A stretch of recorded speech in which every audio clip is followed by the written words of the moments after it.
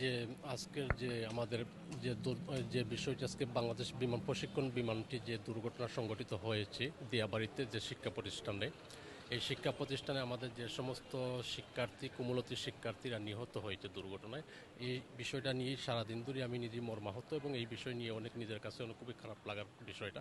এমত অবস্থায় যে সমস্ত মৃত্যুবরণ করেছে 20-এর অধিকে একটা পরিসংখ্যানে, খুবই অত্যন্ত খারাপ বিষয়। আর তাছাড়া হচ্ছে আহতর সংখ্যা প্রায় 200 কাছাকাছি হবে এতটুকু জানা।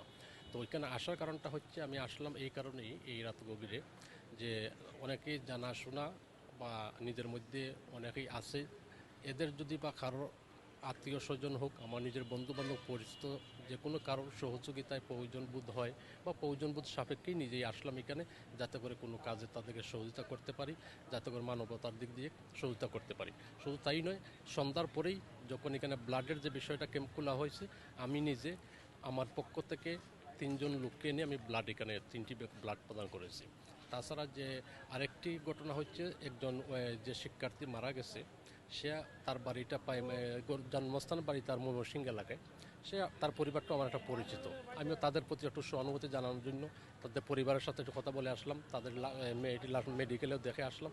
সব কিছু মিলিয়ে আসার পর হইল যে আজকে যে শোকাবহ অবস্থা বাংলাদেশ, আজ শুধু গোটা শোকাবহ অবস্থাটা শুধু উত্তরার দিয়াবাড়ি অংশটা নয়, আজকের এই দুর্ঘটনা আমাদের অত্যন্ত একটি চৌকে আঙ্গুল দিয়ে আমাদেরকে দেখিয়ে দিচ্ছে আমাদের আগামী দিনে বাংলাদেশের যে বিভিন্ন ঝুঁকিপূর্ণ যে বিষয়গুলো, সেই বিষয়টি আমাদেরকে চৌকে আঙ্গুল দেখেই আজকে এই দুর্ঘটনাটি আমাদেরকে শিক্ষা হিসাবে এখানে আমাদেরকে একটা উপমা হিসাবে রয়েছে। এমত অবস্থায় এই পর্যন্ত বাংলাদেশ স্বাধীনতার ইতিহাসে, বাংলাদেশ স্বাধীনতার 54 বছর বয়সে এর চেয়ে আর অনেক বড় ধরনের দুর্ঘটনা ঘটেছে। তো যদি বড় ধরনের দুর্ঘটনা ঘটে, সেগুলো দুর্ঘটনা আর আজকের যে দুর্ঘটনাটা, সেইটা আমি মনে করি আসমান জমিন তফাৎ রয়েছে। কিভাবে তফাৎ? আজকের দুর্ঘটনায় শুধু নিহতই হয়েছে আমাদের কুমলতি শিক্ষার্থী শিশুরা, যারা আমাদের আগামী দিনের ভবিষ্যৎ, তরুণ নতুন প্রজন্ম, আমাদের ভবিষ্যৎ প্রজন্মের জাতি তারা।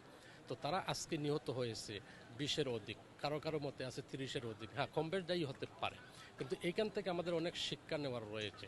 আর যে বিষয়টা আমি সরকারের নিকট আমি উদাত্ত আহ্বান জানাই, এই ধরনের যে সমস্ত ঘটনা এই পর্যন্ত সংঘটিত হয়েছে, আজ পর্যন্ত একটি দুর্ঘটনা বা এই ধরনের মর্মান্তিক দুর্ঘটনা কোনোটার আলোর চোখ দেখে নাই। কি আলোর চোখ দেখে নাই?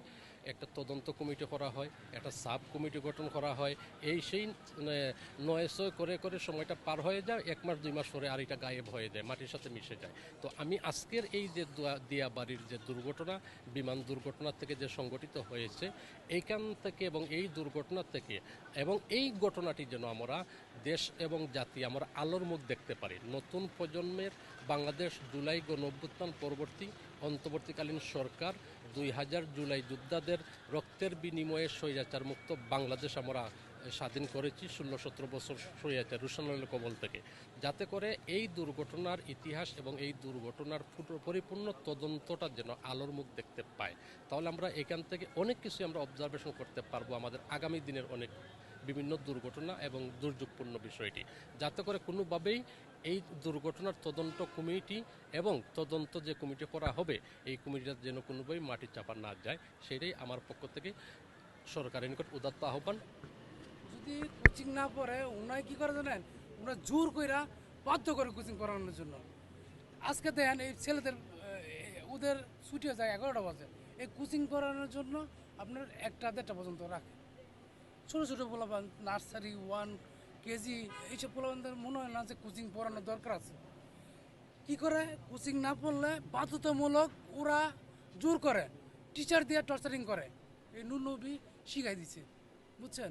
এটা একটা প্রতিবাদ করেন আপনারা। আমরা 9-10-এর পোলাপানকে আমরা কোচিং করাই, আমরা কে লেগে পেলে নার্সারি 1 2 3 4-এর পোলাপান করে কোচিং করাই দেবো। কোচিং যদি না করাই তাহলে কি করে টর্চারিং করে ছেলেদের টিচার দিয়ে, এখন আপনার কি বুঝছেন? ভাই হয়? আমার ভাই, ছোট ভাই, বুঝছেন? আমার দেখেন মারা গেছে 3টা বাজে, আমার- কিন্তু এখনো লাত ছাড়ে না। কেমন ভাই? মামাতো ভাই, আপন মামাতো ভাই, আপন মামাতো ভাই আরিয়ান। আরিয়ান। আর আমার একটা ভাতিজা আছে, ও ক্রিটিক্যাল অবস্থা, ওর ওর অবস্থাও খারাপ।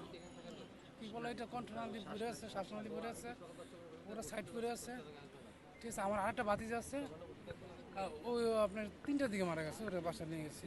আমাদের ফ্যামিলিতে 3জন লোক মারা গেছে, বুঝছেন? বুঝছেন।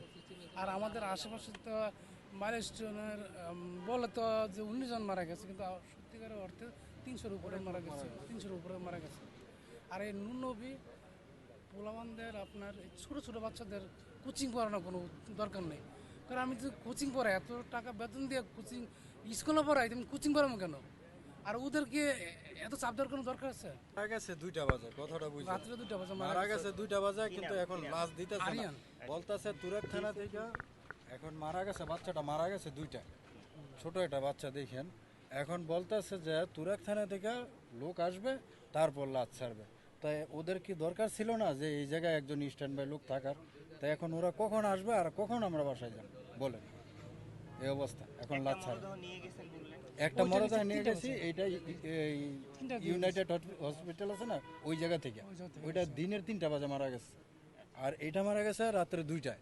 এই 2টা মারা গেছে। এখন তুরাগ থানা থেকে ওই পুলিশ আসবে, পুলিশ আইসা মানে হ্যাঁ তদন্ত করে পরে ছাড়বে। এখন ওইটা আমার আমরা ভাইয়ের আনুমানিক বলতে পারি। আমার ভাইয়ের সাথে ভাই হচ্ছে 6তলাতে ছিল। রাত্রে 2জন মারা গেছে 12টার পরে।